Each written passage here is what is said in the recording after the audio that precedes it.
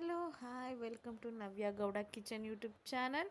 ಇವತ್ತು ಚಪಾತಿ ಮತ್ತು ಟೊಮೊಟೊ ಗೊಜ್ಜು ವಿತ್ ಕ್ಯಾಪ್ಸಿಕಮ್ ಹೇಗೆ ಮಾಡೋದು ಅಂತ ನೋಡೋಣ ಬನ್ನಿ.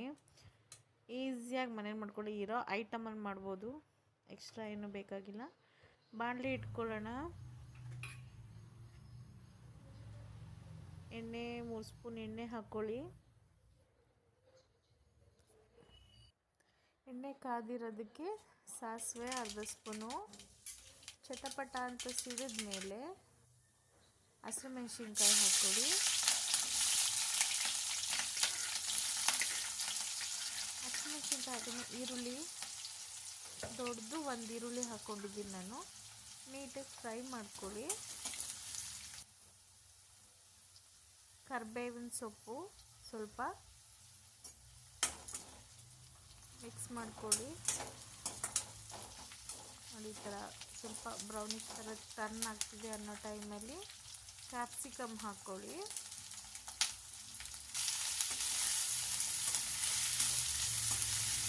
ಟೊಮೊಟೊ ಜೊತೆ ಕ್ಯಾಪ್ಸಿಕಮ್ ಸೇರಿದ್ರೆ ತುಂಬ ಚೆನ್ನಾಗಿರುತ್ತೆ. ಚಪಾತಿಗೆ, ರೊಟ್ಟಿಗೆ ಎಲ್ಲದಕ್ಕೂ ಇದರ ನೀಟಾಗಿ ಚೆನ್ನಾಗಿ ಫ್ರೈ ಮಾಡ್ಕೊಳ್ಳಿ. ನೀರು ಹಾಕೋ ಅವಶ್ಯಕತೆಯೂ ಇಲ್ಲ ಇದಕ್ಕೆ.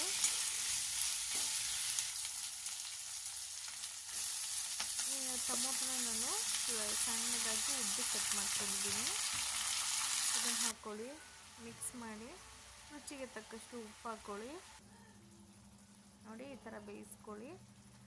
ಅರಶಿನದ ಪುಡಿ 1/4 ಸ್ಪೂನು, ಧನಿಯಾ ಪುಡಿ 1 ಸ್ಪೂನು, ಚಿಲ್ಲಿ ಪೌಡರ್ 1/2 ಸ್ಪೂನು ಸಾಕು. ಸ್ಪೈಸಿ ಹಸಿಮೆಣ್ಸಿನ್ಕಾಯಿ ಹಾಕಿದರೆ ಖಾರ ಆಗಿಬಿಡುತ್ತೆ. ಹಾಕ್ಕೊಂಡು ನೀಟಾಗಿ ಮಿಕ್ಸ್ ಮಾಡ್ಕೊಳ್ಳಿ. ಒಂದು 5 ಮಿನಿಟ್ಸ್ ಮೀಡಿಯಮ್ಮಲ್ಲೇ ಬೇಯಿಸ್ಕೊಳ್ಳಿ. ಟೊಮೊಟೊ ಗೊಜ್ಜು ರೆಡಿ. ನೋಡಿ, ಈ ಥರ ನೀಟಾಗಿ ಬೇಯಿಸಬೇಕು. ಸಿಮ್ಮಲ್ಲೇ ಬೇಯಿಸ್ಕೊಳ್ಳಿ ಸಾಕು. ಚಪಾತಿಗೆ, ರೊಟ್ಟಿಗೆ, ದೋಸೆಗೆ ಎಲ್ಲದಕ್ಕೂ ಚೆನ್ನಾಗಿರುತ್ತೆ.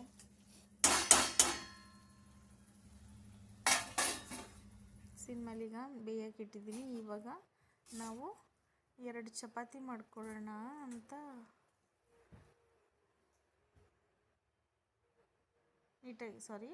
ಈಗ ಚಪಾತಿ ಮಾಡ್ಕೊಳ್ಳೋಣ.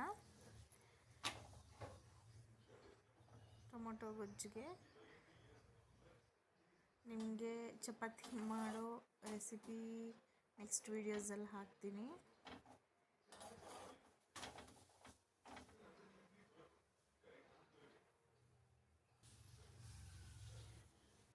ಚಪಾತಿ ಆಗಿದೆ ನೋಡಿ.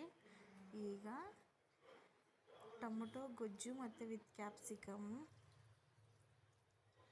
ಹೇಗಿದೆ ಅಂತ ಮನೇಲಿ ಟ್ರೈ ಮಾಡಿ ಹೇಳಿ. ನಮ್ಮ ಚಾನಲ್ ಸಬ್ಸ್ಕ್ರೈಬ್ ಮಾಡಿ, Navya Gowda kitchen YouTube channel. Thank you so much. Bye.